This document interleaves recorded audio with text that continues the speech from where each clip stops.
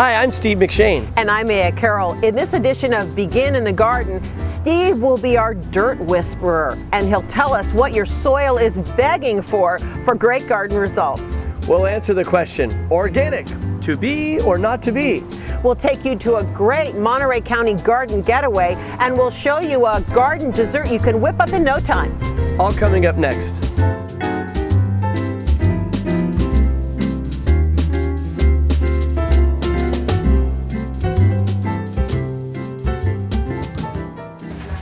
Beginning in the garden. So, if it's not soil, it's fertilizer. And hopefully by now I've driven home the importance of fertilizer. And the key fundamental on fertilizer is to remember that there are 17 essential nutrients that plants need to survive. Just like human beings have essential nutrients, so do plants. So the most critical thing to remember so that you don't waste your money and waste your hard effort in the garden is to feed what plants want when they need it. The two most important times of the year to feed are the spring and the fall. In the spring, plants are growing. Leaf and stem growth are number one. In the fall, plants are storing energy for the winter. A lot of root growth. They're preparing themselves for the next spring, ultimately. So there's a wide variety of choices. The two main categories for fertilizers are organic-based and conventional fertilizers. So here we've got a wide variety of organic-based fertilizer. As you can see, many of them are formulated for specific crops we may want to grow. So this is a rose and flower fertilizer. This here is an azalea, camellia, and gardenia fertilizer. They vary in price, and in many cases, what you're really going to want to pay attention to is the ingredients and the numbers right here. These three numbers on a fertilizer bag or box indicate nitrogen, phosphorus, and potassium, N, P, and K. Those are the three most important nutrients out of the 17 that I referenced a moment ago. And depending on the type of crop, one may need more phosphorus, one may need more potassium. It's really going to depend. If you don't want to get bothered with it, the key thing to remember in general is more nitrogen in the spring, leaf and stem growth, and more phosphorus and potassium in the fall for that root growth and preparation for the next year's winter. So these are organic-based fertilizers. By that, organic-based means that they come from organic sources. They were derived from nature. Conventional fertilizers are a bit different. Those are actually manufactured by man by mechanical or chemical means. The plant doesn't know the difference between the two. It truly does not. But that said, various gardeners have different philosophies on whether they want to do organic or conventional. One thing to keep in mind, organic tends to take more time to show the results, whereas conventional takes less time. Organic's kind of like a good 4-course meal. You'll see the results over time, whereas conventional's like a candy bar. Almost immediately you see the results from a conventional fertilizer. Let's keep going and I'll show you some different types of fertilizer. Here we have liquid fertilizers. All fertilizers don't come in pelletized or in a form where you can sprinkle them. Many come in liquid form that are really easy to apply. Truly the plant doesn't know the difference. It's a matter of the gardener and the ease with which you may want to water your fertilizer, sprinkle your fertilizer, or just apply it when planting. One thing to keep in mind, all fertilizers do better if they're worked into the soil, usually within the first inch or two of the soil horizon. One of the things I also say to people is that once they have fertilized, apply a top dress or a mulch over the top. This will prevent fertilizer from airing off into the environment, and it will also prevent animals or any kind of other possible distractions from keeping that fertilizer in and around the roots. Feeding on a regular basis is really important. And I always tell people to feed in small amounts more frequently rather than one big giant dose of fertilizer at once. When you apply a giant dose of fertilizer, oftentimes it airs out into the environment or it goes through the root zone and can ultimately contaminate our water supply. So smaller amounts when the plant needs it. It's going to save your pocketbook and also be good for the plant.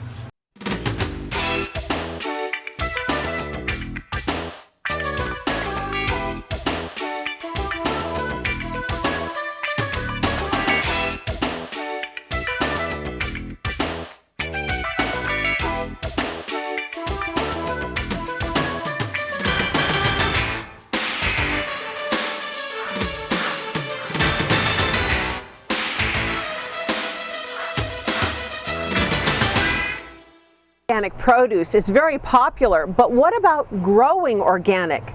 Deputy Monterey County Ag Commissioner Ken Allen tells us just because you grow it in your home garden doesn't mean it's organic. Organic produce is usually produced without the use of synthetically produced fertilizers or pesticides. It would be stuff that is what you would consider natural, or the use of no pesticides. And the type of fertilizers they would use would be type of like home composting, something like that. That apparently is supposed to be healthier for you. There's no less of a health risk, you know, with the toxicity issues with pesticides or heavy metal issues sometimes with fertilizers. You're not going to have any of that type of an issue. And there is some anecdotal evidence to say that organically grown produce actually has a little bit better flavor and more nutrients. You will find organically produced food, manufactured food, processed food on the shelves in the grocery market now. And in farming here in the Salinas Valley, many farmers are delving into organic farming, and yeah, so it's a huge increase. I think that by and large, many gardeners, if they have a smaller type garden and they're producing it for their families, want to produce it. They already kind of are health conscious in general, and yeah, they want to produce organic food that is, or food that is pesticide free and heavy metal free from fertilizers.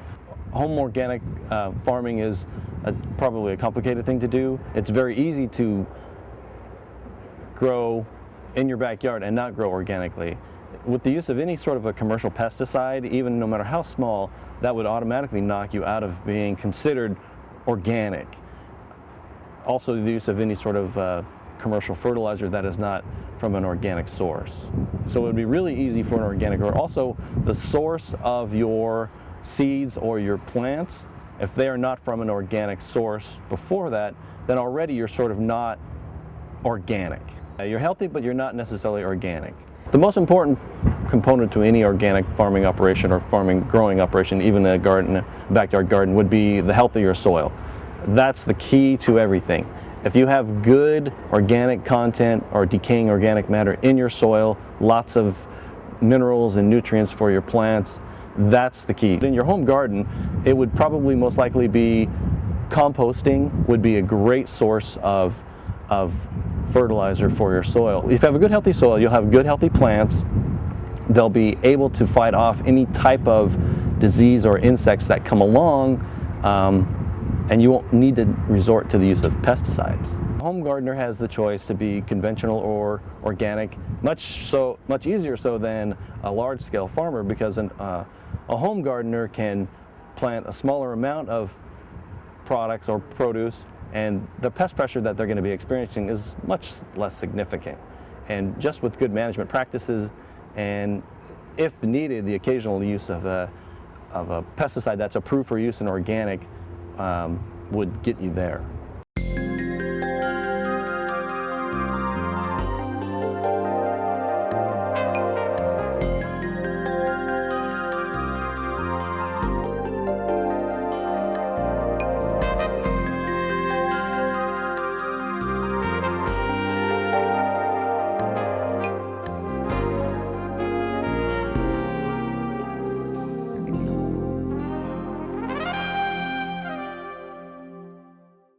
If you're lucky enough to have some fruit trees, Chef Todd has a great dessert that you can whip up on the grill in just a few minutes. Short and sweet. I'm Chef Todd, and from the garden to the grill, today we're grilling white peaches and nectarines. Put them over a little angel food cake for a very sweet and unique dessert.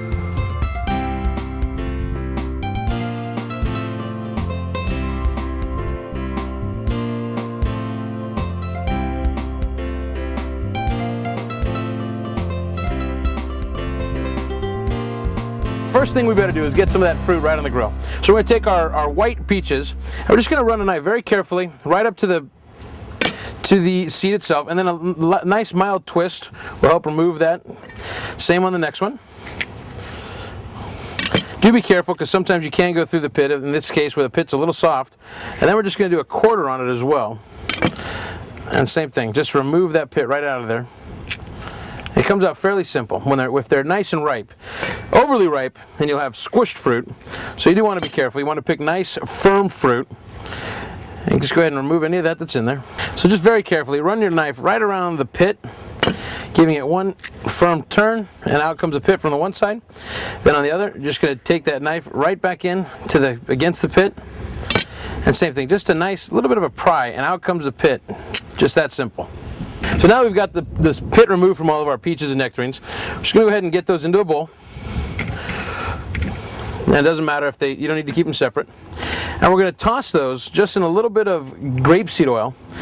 And now grapeseed oil doesn't have much of a flavor. It's not distinctive. You won't get a lot. If we put olive oil on here, you're going to have a very interesting kind of Mediterranean fruit relish.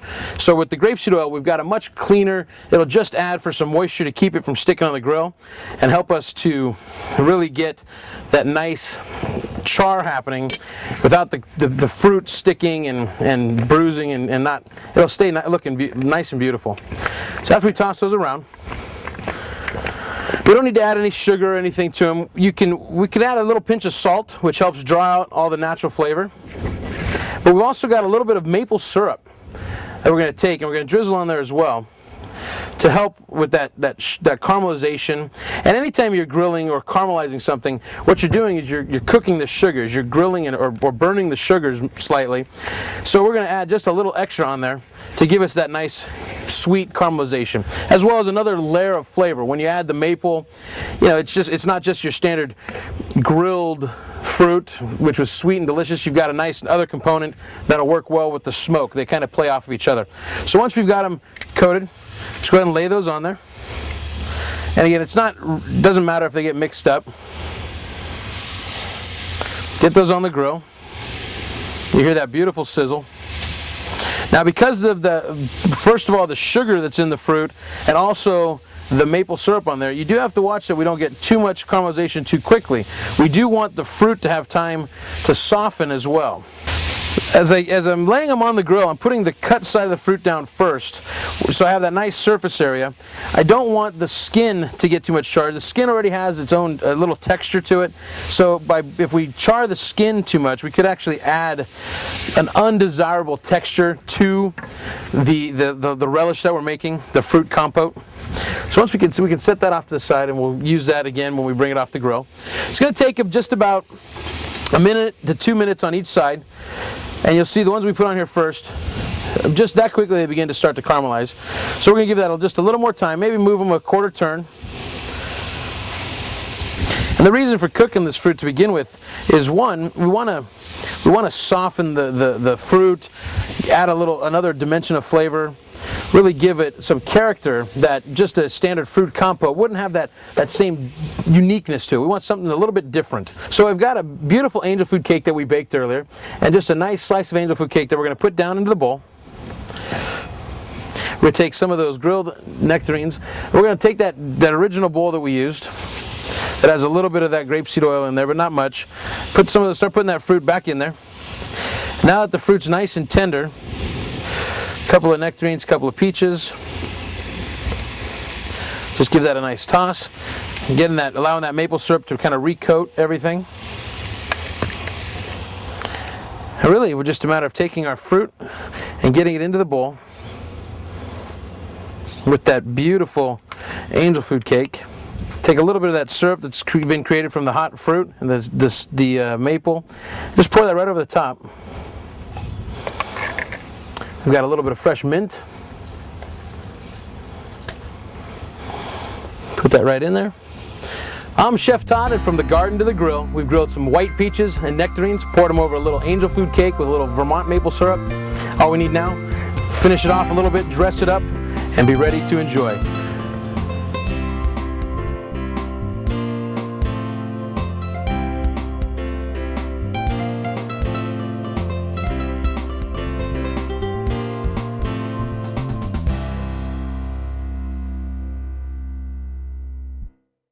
They attack from above, they come up from below. Your garden can be a battle zone when it comes to pests and weeds. Bruce Weldon from the Monterey County Environmental Health Department has some safety tips for us about using chemicals in the garden. And if you watch closely, you can see him do battle with the gardener's nemesis. as a gardener, I'm kind of laissez-faire, and I like to let things go fairly naturally, and I don't really use a lot of chemicals except around the house where I spray for ants. Occasionally I get these ant infestations and I have to spray. I usually use diazinon, which isn't particularly dangerous, but if it's used improperly it can be.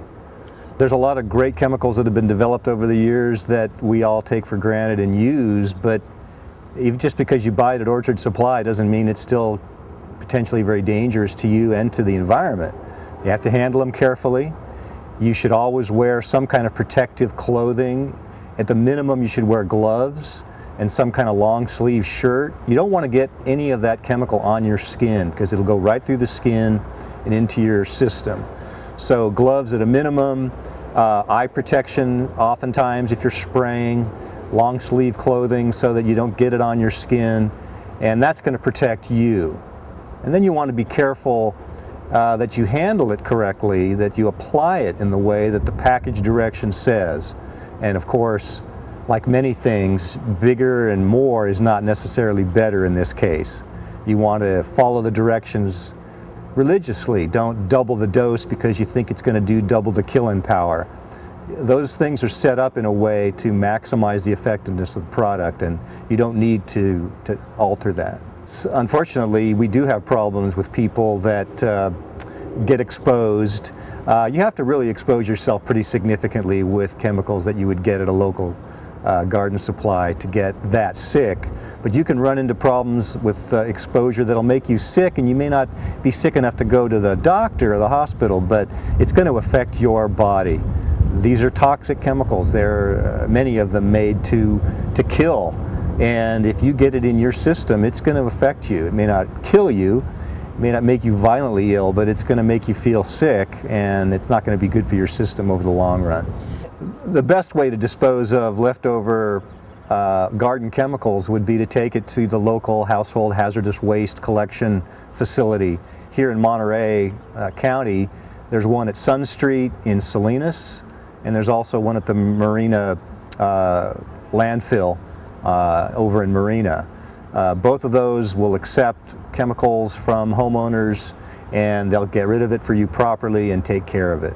Now, if you have an empty container and you've really emptied it completely and then rinsed it out, putting the rinsate back into the sprayer so you get rid of that spray properly, not dumping it in the corner of the garden. Once that container's been triple rinsed, you should be able to dispose of that in the garbage with your regular trash. You don't want to recycle it?